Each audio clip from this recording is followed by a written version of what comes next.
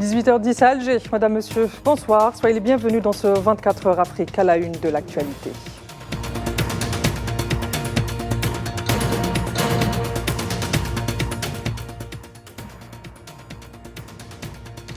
Clôture dimanche des travaux du 37e sommet de l'Union africaine à Addis Abeba en Éthiopie. Un sommet marqué par les défis auxquels fait face le continent dans un contexte particulier. L'Algérie a appelé les pays africains à soutenir la cause palestinienne.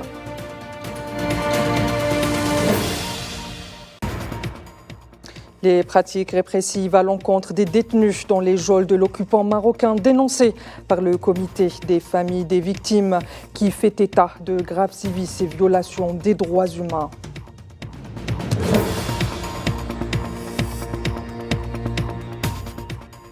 Et en République démocratique du Congo, l'Est est en proie à une crise humanitaire majeure en raison de l'intensification des combats entre l'armée du pays et le M23.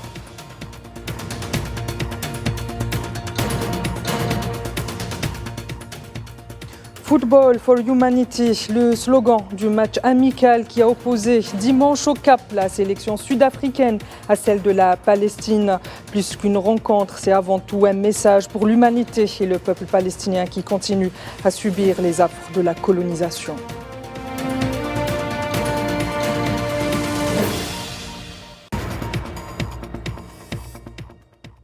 Le général d'armée Saïd Chingreha, chef d'état-major de l'armée nationale populaire, entame une visite officielle en République du Rwanda sur invitation du général d'armée Mubarak Mukungang, chef d'état-major de la défense rwandais. Lors de cette visite qui s'inscrit dans le cadre du renforcement de la coopération entre l'AMP et les forces armées rwandaises, les deux parties examineront les questions d'intérêt commun.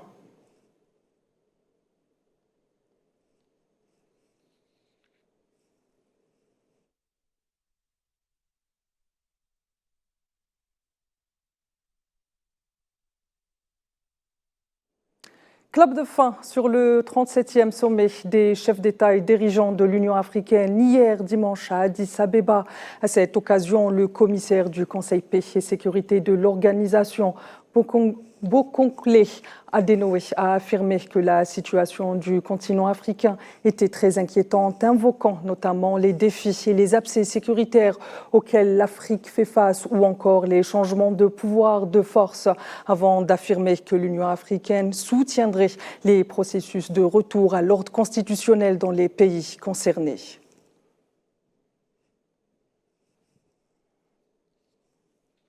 Et lors de ce sommet qui, comme vous le savez, marque cette année sa 37e édition, la Palestine était au cœur des préoccupations particulières dans ce contexte marqué par l'offensive génocidaire sioniste sur la bande de Gaza. L'Algérie, par la voix de son ministre des Affaires étrangères, n'a pas manqué d'appeler et de rappeler l'ensemble des pays africains la nécessité historique de soutenir la Palestine occupée au moment où l'occupant sioniste se livre à un dessein macabre visant à annihiler tout projet d'État palestinien. Je vous propose d'écouter le chef de la diplomatie algérienne.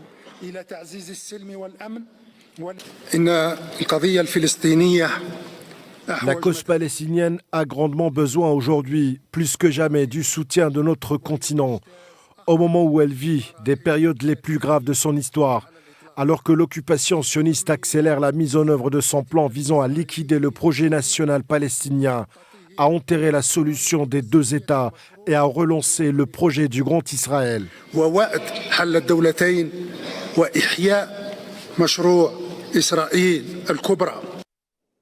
Par ailleurs, Ahmed Attaf a exhorté l'ensemble des pays africains à contribuer aux efforts diplomatiques internationaux. On l'écoute.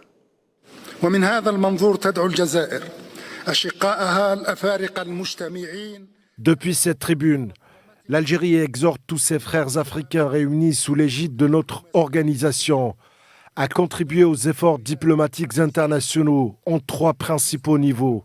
Le premier niveau est celui des priorités à caractère urgent, qui prévoit d'engager une action pour faire cesser l'agression sioniste contre la bande de Gaza, protéger les civils, assurer l'acheminement des aides humanitaires à nos frères dans la bande de Gaza, sans conditions, restrictions ou entraves, Quant au deuxième niveau des priorités qui vise à briser l'immunité injustement accordée à l'occupant israélien, mon pays s'attelle actuellement, en coordination totale avec la République d'Afrique du Sud, pays frère, à l'activation des mesures conservatoires décidées par la Cour internationale de justice en œuvrant à l'adoption, durant cette période, par le Conseil de sécurité, d'une résolution contraignante.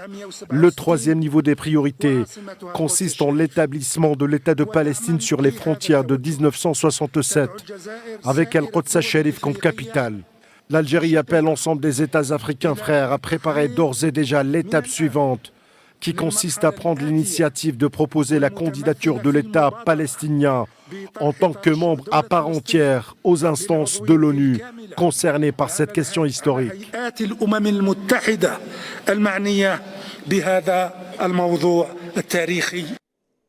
Et comme chaque année, les travaux de la session ordinaire de la conférence des chefs d'État et de gouvernement de l'Union africaine, le flambeau de la présidence tournante revient à un nouveau pays membre de l'organisation. Pour le mandat de l'année 2024, c'est la Mauritanie qui assurera ce rôle. Ainsi, le président mauritanien Mohamed Ould Cheikh Ghazouani a pris samedi la présidence tournante succédant à son homologue comorien Azali Assoumani.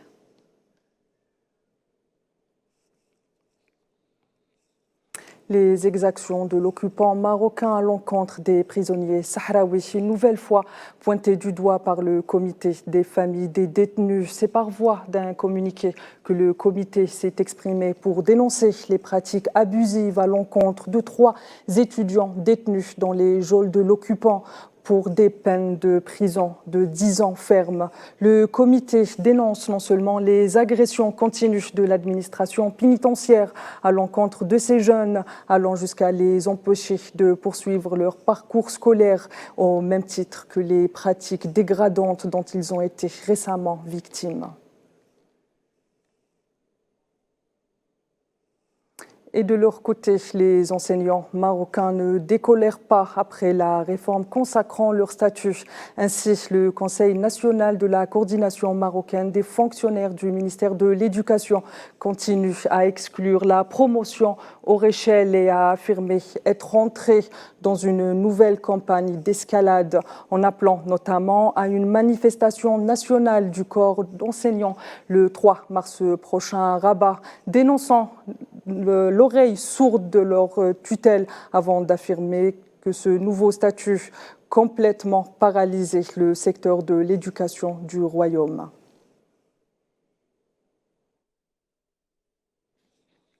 Et dans un autre registre, la Commission des Nations Unies pour les droits de l'homme au Soudan du Sud a exprimé vendredi sa profonde préoccupation face à l'augmentation des cas d'enlèvement et de trafic d'êtres humains dans le pays et a lancé un avertissement sévère concernant le dysfonctionnement du système judiciaire du pays. La zone la plus touchée est la partie orientale du Soudan du Sud frontalière avec l'Éthiopie, selon la Commission.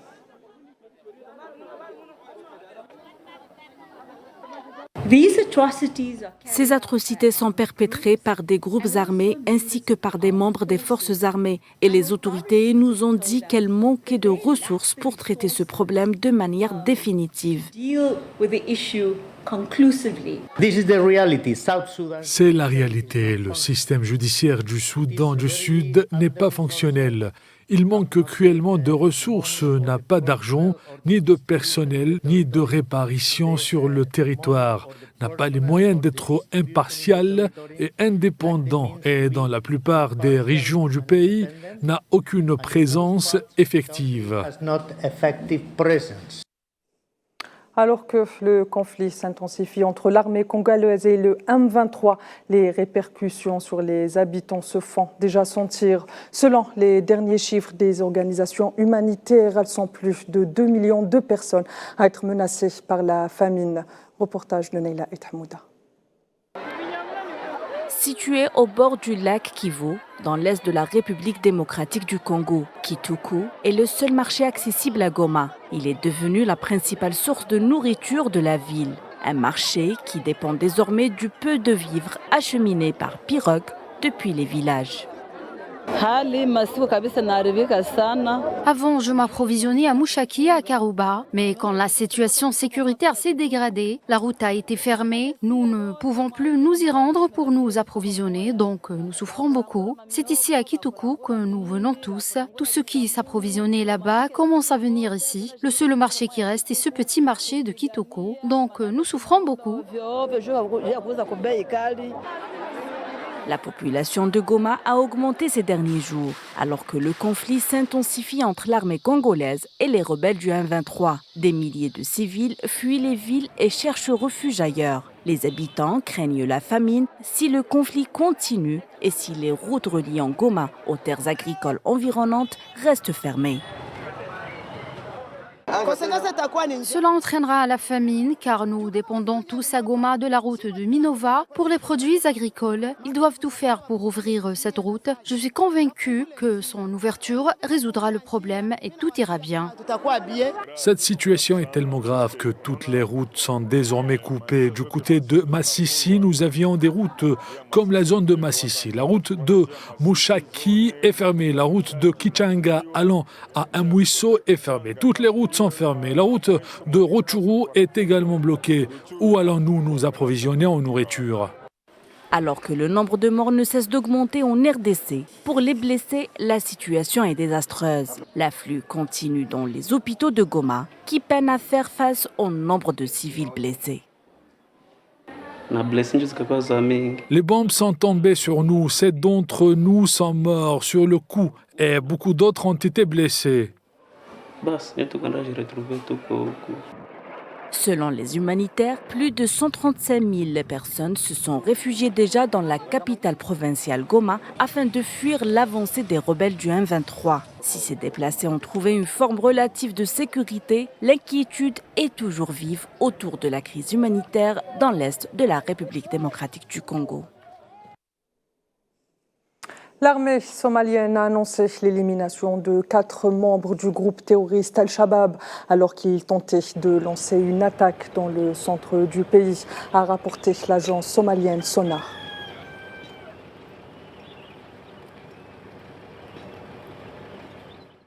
Justement, l'abcès sécuritaire somalien inquiète la communauté internationale. Les membres du Conseil de sécurité de l'ONU ont annoncé une réunion ce lundi pour une séance d'information publique suivie de consultations à huis clos sur la situation en Somalie. Lors de la rencontre, les membres du Conseil de sécurité devraient se pencher sur la question des menaces que fait peser le groupe terroriste Al-Shabaab sur la sécurité, a indiqué l'organe onusien sur son site.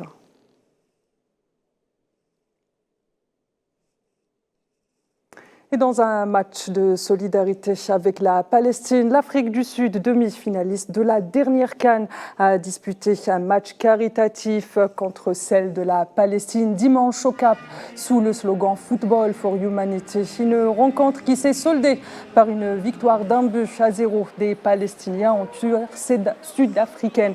Au-delà du résultat sportif, ce match a une connotation symbolique, celle du drame que vivent les populations de Gaza et dans d'autres gouvernorats de la Palestine occupée. Le public sud-africain, lui, a marqué cet événement par sa forte présence dans les travées du stade du Cap.